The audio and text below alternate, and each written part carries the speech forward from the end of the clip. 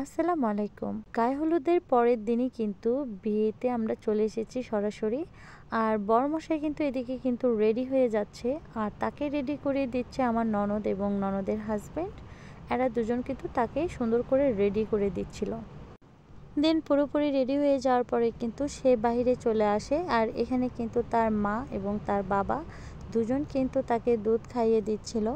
এটা নাকি নিয়মের মধ্যে পড়ে, ছেলে বিয়ে করার যাওয়ার আগে নাকি এভাবে দুধ খাইয়ে দেয়। তো যাই হোক, দুধ খাওয়া শেষ হয়ে গেলে এখানে কিন্তু তাকে পাগড়ি পরিয়ে দিচ্ছিল। তো পাগড়ি পরিয়ে দিচ্ছিল আমার শ্বশুর এবং আমার চা শ্বশুর, মানে ছেলের বাবা এবং আমার আমার শ্বশুর দুজন মিলে কিন্তু তাকে কিন্তু সুন্দর করে পাগড়িটা কিন্তু পরিয়ে দিল। এবং পরাটারা হয়ে গেলে সবাইকে সালাম দিয়ে সে কিন্তু বেরিয়ে পড়ে। ফাইনালি আমরা সবাই বেরিয়ে পড়েছি। আর সিঁড়ির ভিতরে কিন্তু সবাই চলে এসেছি। আর এদিকে আমার হাজব্যান্ড একটু একটু করে ভিডিও করছিল। এরপর কিন্তু আমরা বাসার নিচে চলে এসেছি আর ছেলেকে ছেলের গাড়িতে তুলে দেওয়ার জন্য। আর ছেলের গাড়িটা কিন্তু বাসা থেকে একটু দূরে কিন্তু পার্কিং করে রেখেছিলাম, কারণ রাস্তাতে যে পরিমাণ কাদো, সকাল থেকে প্রচুর বৃষ্টি হয়েছে।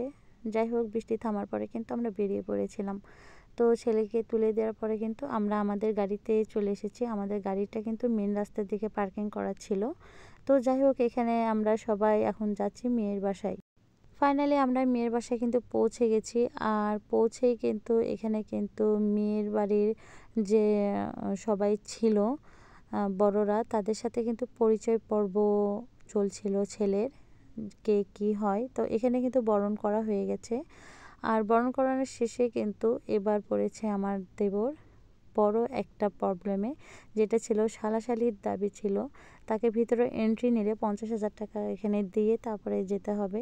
তো যাই হোক, এখানে অনেক দর কষাকষি চলছিল সালাশালিদের। এই দর কষাকষির ভিতরে সবাই, ছেলের ফ্রেন্ডরা ছিল এবং ছেলের ফ্যামিলির সবাই ছিল।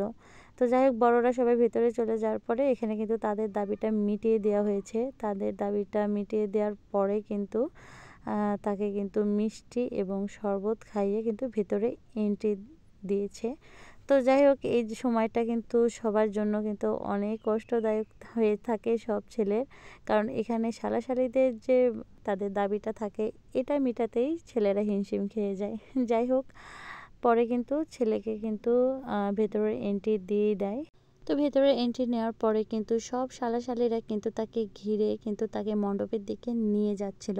আর আমি বেচারা যতদূর পারছি পেছন থেকে ভিডিও করতে করতে কিন্তু আমি সামনের দিকে এগিয়ে যাচ্ছি।